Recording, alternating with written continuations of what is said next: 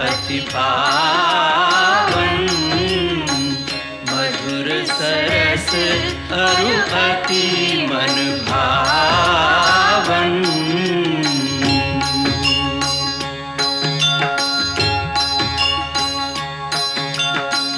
पुनि पुनि कितने हो सुने सुनाए, ये की प्यास बुझत न बुझाए।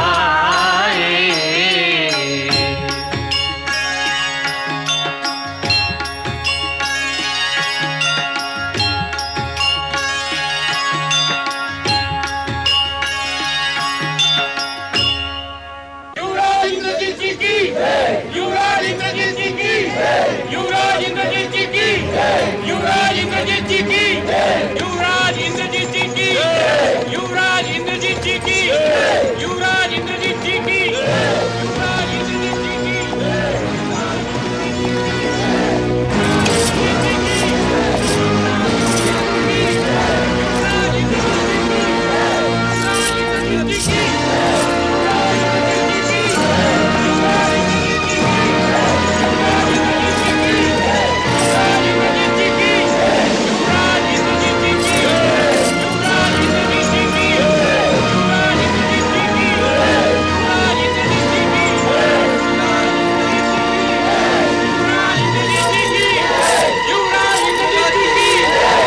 राजकुमार इंद्रजीत ने उसे बंदी बना लिया है। अब उसे बांधकर लंका के प्रमुख मार्ग से महाराज के दरबार में ले जा रहे हैं। लंका के नर नारी उसे सता सता कर बड़ा आनंद ले रहे हैं।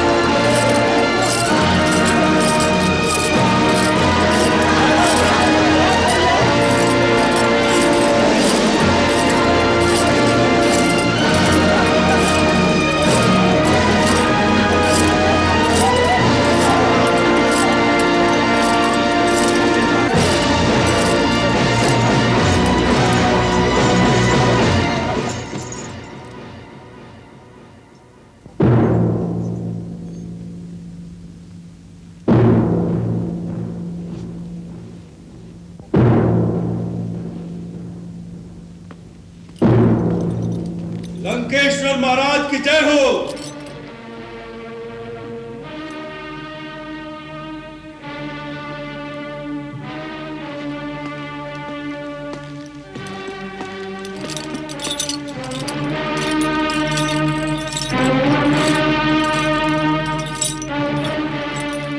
महाराज, आपकी आज्ञा अनुसार आपके अपराधी को बांध कर ले आया हूं।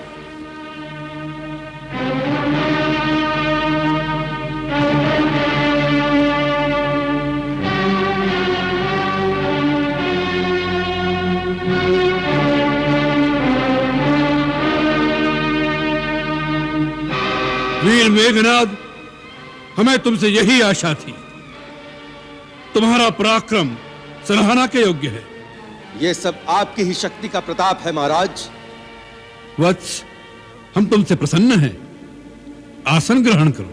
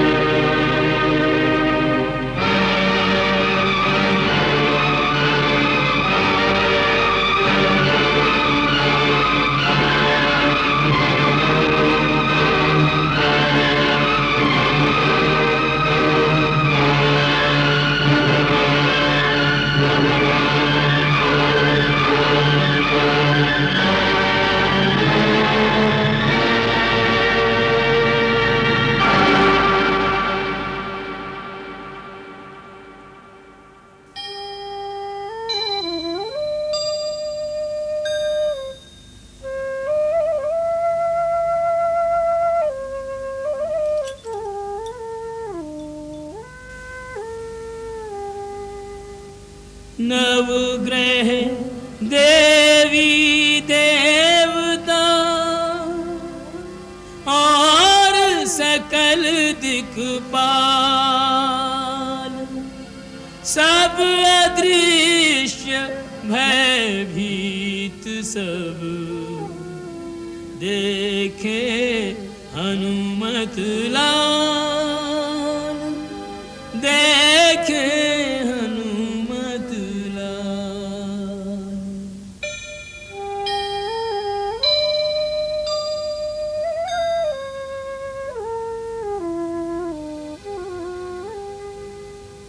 मन ही मन तिनको किया तब हनुमंत प्रणाम,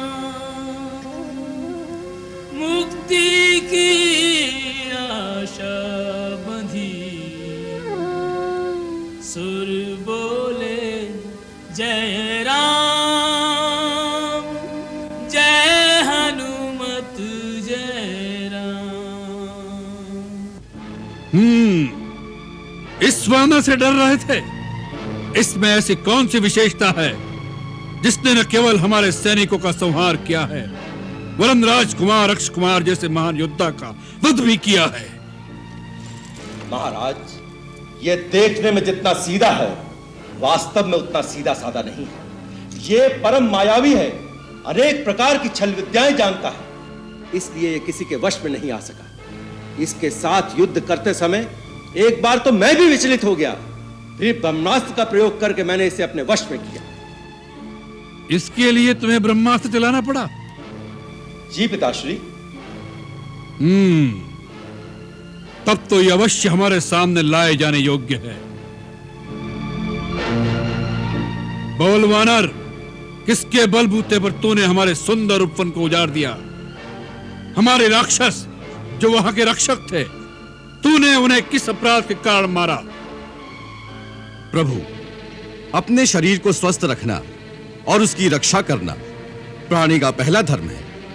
इसी धर्म के अनुसार जब शरीर अत्यंत भूखा हो और खाने का पदार्थ सामने हो तो उसे खा लेने में धर्म और न्याय की दृष्टि से कोई दोष नहीं। मैं 100 योजन समुद्र लांघ कर आया था।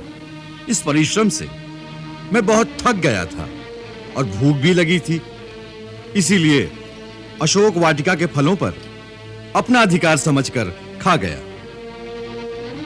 महाराज, रात्रि के समय जब वृक्ष सो रहे हो तो उनके फल और पत्ते आदि तोड़ना वर्जित है, इसीलिए मैं पहले उन्हें हिला हिलाकर जगाता था। उनको हिलाने डुलाने में कुछ वृक्ष की जड़ें बाहर निकल आईं। बस फिर आपके सैनिकों ने मेरे शरीर पर प्रहार किया। अपने शरीर की रक्षा के धर्म के लिए मुझे उनसे लड़ना पड़ा। महाराज, जिन्होंने मुझ पर प्रहार नहीं किया, मैंने उनको कुछ नहीं कहा। बस केवल मैंने उन्हीं को मारा जिन्होंने मुझे मारने की चेष्टा की।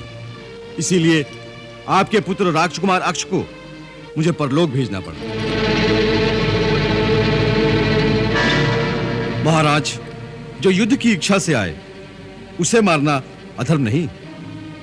हमारे प्रिय पुत्र राजकुमार अक्ष कुमार का वध करते समय तुम्हें हमारी शक्ति का कोई भय नहीं था? शाठ, तूने हमारा नाम और हमारी कीर्ति अभी तक नहीं सुनी। सुनी है महाराज, आपकी कीर्ति और आपके कारनामों की यश गाथा सुनी है।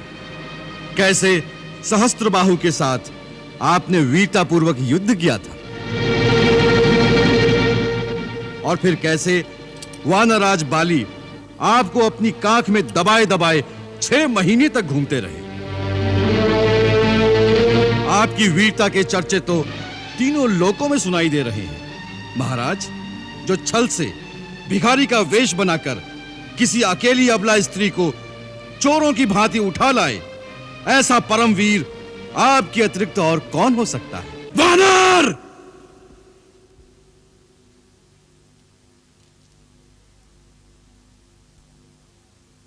हमारे दरबार में ऐसी दुष्टता से बात करने का साहस कोई नहीं कर सकता।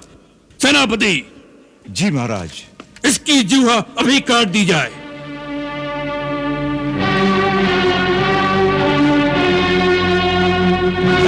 सेनापति। अमात्य प्रहस्त, आप हमारी आज्ञा पूर्ति में रुकावट डाल रहे हैं।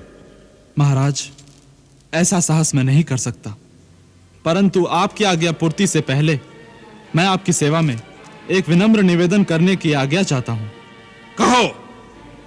हे लंकेश्वर, ये कोई साधारण वानर दिखाई नहीं देता और इसका यहां पर आना भी कोई साधारण सी बात नहीं लगती। ये वानर रूप इसका छद्म वेश दिखाई देता है, क्योंकि जितना तेज इसमें है उतना वानरों में नहीं होता। हो सकता है ये इंद्र के कहने पर यहां आया हो, या कुबेर अथवा यम वरुण का दूत हो, या विष्णु ने ही इसे यहां भेजा हो। सबसे पहले यह जान लेना परम आवश्यक है।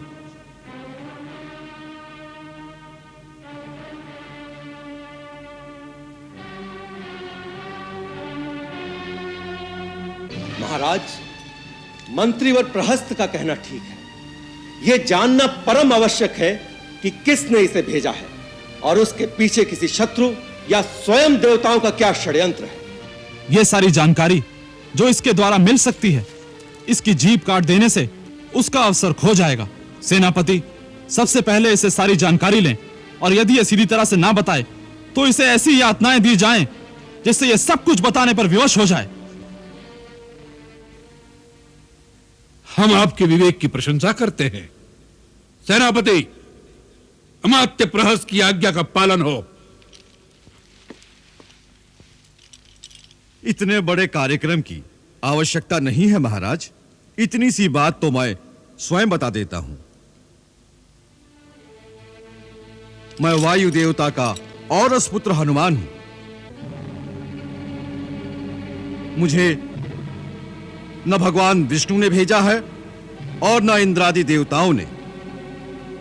मैं तीनों लोगों के स्वामी, अमित तेजस्वी, रघुकुल शिरोमणि भगवान श्री राम का दूत हूं।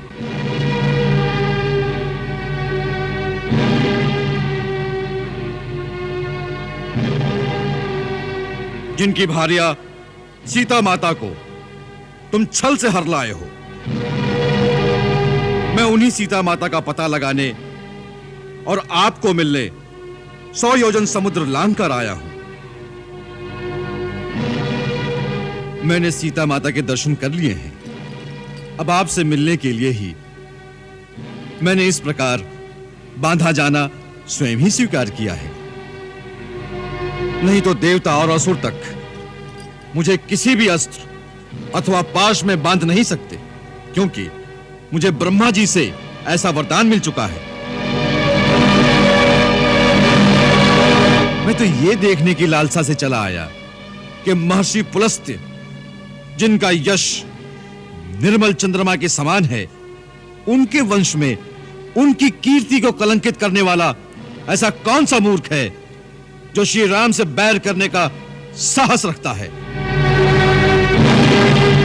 जिसे रघुनाथ जी की शक्ति का न भान है न भय है। तू एक तुच्छ मानव की शक्ति से रावण को डराने आया है। रावण, जिसे ब्रह्मा और स्वयं भगवान शिव से शक्तियां प्राप्त हुई हैं। यदि मैं भगवान शिव होता तो इस समय आपको यही उपदेश देता कि वत्स, मेरी शक्तियों और मेरी अनुकंपा का दुरुपयोग न करो। तूने धर्मपूर्वक तपस्या के द्वारा जो शक्तियां मुझसे पाई हैं, उनका प्रयोग विनम्रता से धर्म के कार्य में ही करो। यदि उनके कारण अपने अंदर पाप, अहंकार और अधर्म की प्रबलता आने दोगे तो उसका एक ही परिणाम होगा, विनाश, समूल विनाश।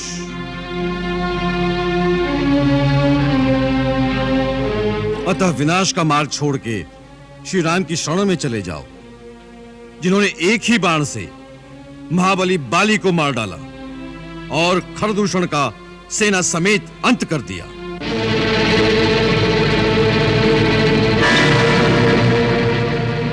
उन्हें पहचानो, वो सारे जगत के स्वामी हैं। तीनों लोकों में उनसे टक्कर लेने वाला कोई नहीं है। समस्त देवता, ब्रह्मा, स्वयं मैं भी उनके सामने सदा नतमस्तक रहते हैं। सुपुत्र, अब भी समय है। जानकी जी को लेकर उन शरणागत वत्सल की शरण में चले जाओ। चपल वानर, ये भगवान शिव के वाक्य हैं या तेरी भ्रमित बुद्धि के प्रलाप?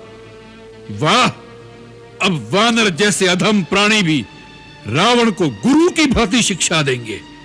अच्छी शिक्षा कहीं से भी मिले, ग्रहण कर लेनी चाहिए। राजन, आपका रूप और धैर्य अद्भुत है, आपका साहस अनोखा और कांति निराली है। आप में एक महान राजा के सभी लक्षण विद्यमान हैं। केवल मन की वृत्ति बदलने से ही आप वह स्थान प्राप्त कर सकते हैं जहां देवता आपकी पूजा करें। याद रखिए, धर्म विरुद्ध कार्य से सदा अनर्थ ही उत्पन्न होगा। पाप स्वयं ही अपने कर्ता को जड़ मूल से नाश कर देता है। अतः आप जैसे बुद्धिमान को दूसरे की स्त्री को घर में कैद रखने जैसा निंदित कार्य शोभा नहीं देता। यही एक पाप आपकी समस्त शक्तियों और सोने के महलों समेत इस लंका का नाश कर देगा। इस हंसते गाते देश में एक चित्कार के सिवा कुछ नहीं बचेगा। मृत आत्माओं को पानी पिलाने वाला भी कोई नहीं बचेगा। बस!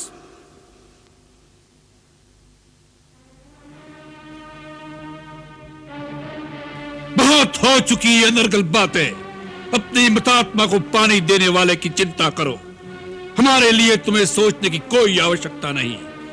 ब्रह्मा जी के आशीर्वाद से देव, दानव, यक्ष, गांधर्व, किन्नर, नाग, असुर, यहां तक कि कोई भी योनि का प्राणी हमें नहीं मार सकता। उस वरदान में नर और वानर से आपको निर्भय नहीं किया गया था।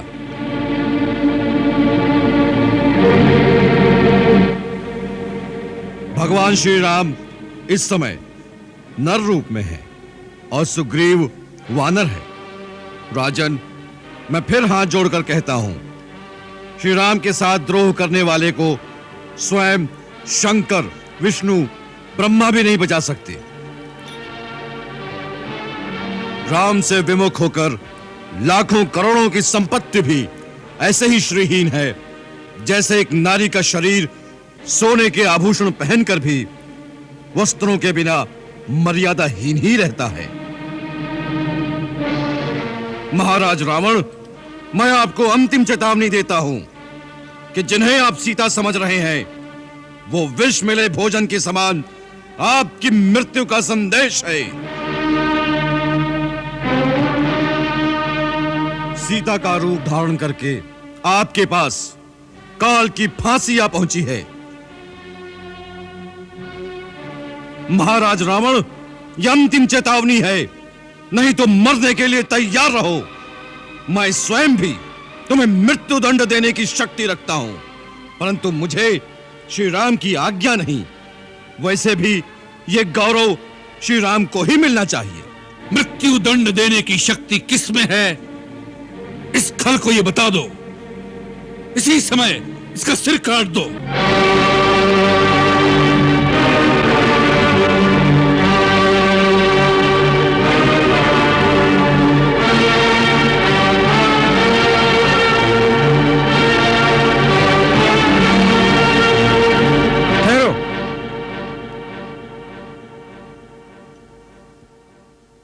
राक्षस राज, क्षमा कीजिए। यदि आप क्रोधित न हो तो सेवक कुछ विनती करे। कहो। महाराज, यह वानर दूत बनकर आया है। इस वानर का वध करना धर्म के विरुद्ध है और लोकाचार की दृष्टि से भी निंदित है। आप तो राजधर्म के विशेषज्ञ हैं। आप जैसे वीर के लिए यह कदापि उचित नहीं। मैं विभीषण काका के प्रस्ताव से सहमत नहीं। मैं तो इसे दूत भी नहीं मानता, क्योंकि इसने दूत जैसा आचरण ही नहीं किया। आते ही शत्रु की भांति हमारे सैनिकों का वध किया। इसने एक गुप्तचर की भांति आचरण किया है। हाथ में आए हुए शत्रु या उसके गुप्तचर को छोड़ देना बुद्धिमानी नहीं है महाराज, बाद में पछताना पड़ता है। मैं इसे मृत्यु दंड देने का अनुमोदन करता हूं। इंद्रजीत का कथन सत्य है। पापियों का वध करने में कोई पाप नहीं। इस वानर ने राजवाटिका को ध्वंस करके राजकुमार अक्ष और महाबली जाम्बूमाली का वध किया है। इसका वध न्यायोचित है। लंकेश्वर, सत्पुरुषों का कथन है कि दूत कहीं भी, किसी भी समय, किसी भी अवस्था में वध करने योग्य नहीं होते। इसमें संदेह नहीं कि इसने सब कार्य शत्रुओं वाले किए हैं, तथापि दूत का वध करना उचित नहीं कहलाता। इस वानर को मारने में मुझे कोई लाभ दिखाई नहीं देता। जिन्होंने इसे यहाँ भेजा है उन्हीं को प्राणदंड देना चाहिए। नीति और धर्म के मर्मज्ञ हमारे मंत्रीगण का क्या मत है? महाराज, मुझे क्षमा करें, परंतु मैंने किसी दूत के लिए मृत्युदंड कभी नहीं सुना। यदि दूत मर्यादा का उल्लंघन करता है तो उसके लिए दूसरे प्रकार के बहुत से दंड उचित बतलाए गए हैं, जैसे अंग भंग कर देना, या सर मुंडवा देना, या उसके शरीर में कोई चिन्ह दाग देना। महाराज, दूत सदा अपने स्वामी के अधीन होता है, इसलिए वो अपने स्वामी के हित की ही बात करता है। इसलिए वो शत्रु की भांति व्यवहार करे तो भी वध के योग्य नहीं होता। मेरे मत में इसे कोई और दंड दिया जाना चाहिए।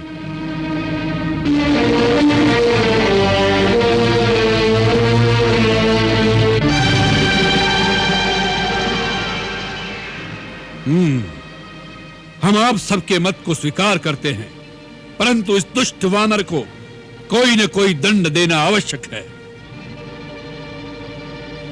वानरों को अपनी पूंछ से बड़ी ममता होती है, वही उनका आभूषण है, अतः इसकी पूंछ जला दी जाए। जली पूंछ लेकर ये अपने स्वामी के पास जाए और वहां इसके मित्र और कुटुंबीजन इसे दीन और पीड़ित अवस्था में देखकर दुखी हों। राक्षसगण इसकी पूंछ में आग लगाकर इसे नगर की सड़कों चौराहे पर घुमाएं, जिससे राक्षसों के बच्चे जलती हुई पूंछ वाले वानर को देखकर प्रसन्न हों। यह हमारी आज्ञा है।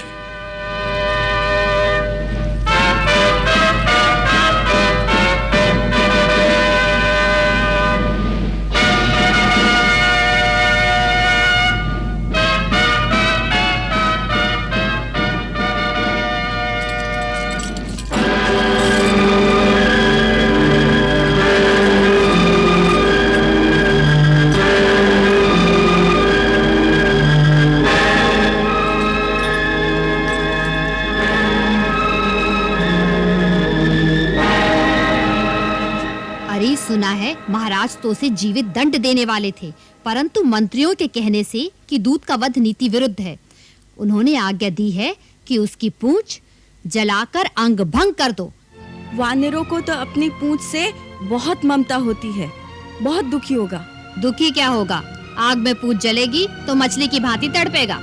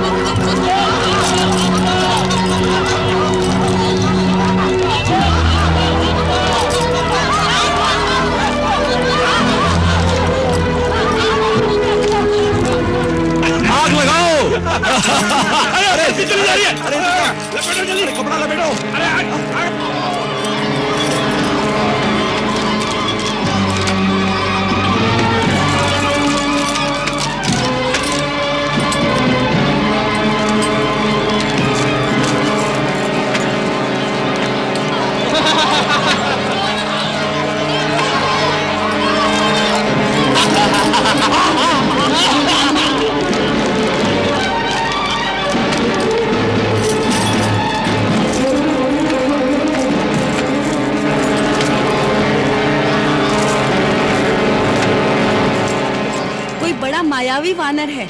जैसे जैसे उसकी पूंछ पर तेल से भिगोए वस्त्र बांध रहे हैं, वैसे वैसे उसकी पूंछ लंबी से लंबी होती जा रही है। जितनी पूंछ लंबी करेगा उतनी ही आग अधिक फैलेगी, उतना ही अधिक तड़पेगा। कितना मूर्ख है वानर! जो ठहरा मूर्ख तो होगा ही। हे अग्निदेव, यदि मैंने पति की एकनिष्ठ सेवा की है, यदि मेरे पति भक्ति में कोई खोट नहीं, यदि मुझ में तपस्या अथवा पतिव्रत धर्म का बल है, तो मेरे पुत्र हनुमान के लिए आप शीतल हो जाइए।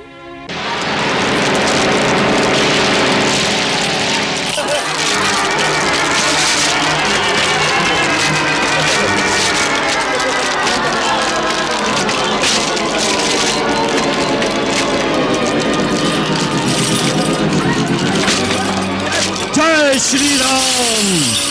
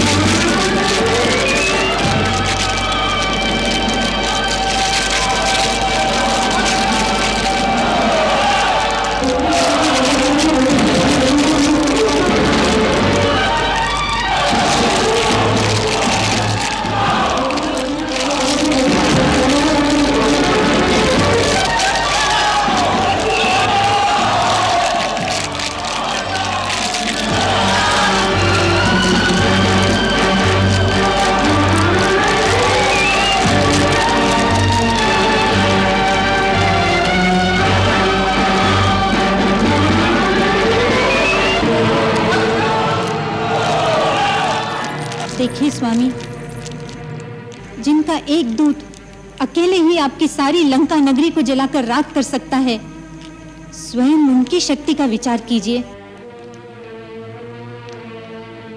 ये शकुन अच्छे नहीं है नाथ। मैं आपसे फिर कहती हूँ कि सीता सारी लंका का सर्वनाश करने आई है, उसे राम के पास वापस भेज दीजिए। अब भी समय है नाथ। मंदोदरी, वीर पुरुषों की पत्नियां उन्हें कायरता की शिक्षा नहीं देती। सिंह एक बार जो शिकार मार लेता है, फिर उसे किसी के डर से वापस नहीं करता।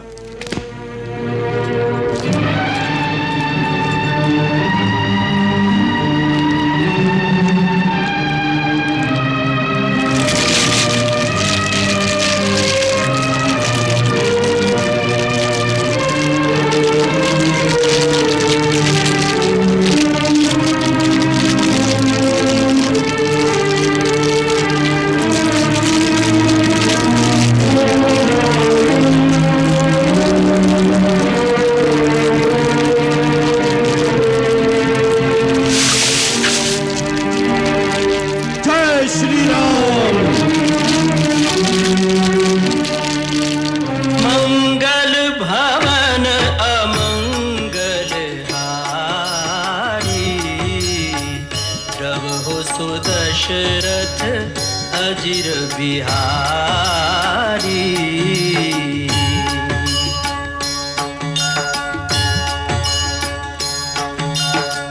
सीताराम चरित अति पावन, मधुर सरस अरु अति मन भावन।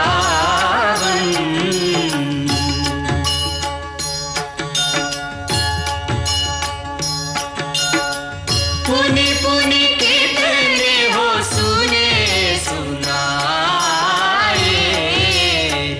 हिय की प्यास बुझत न बुझाए।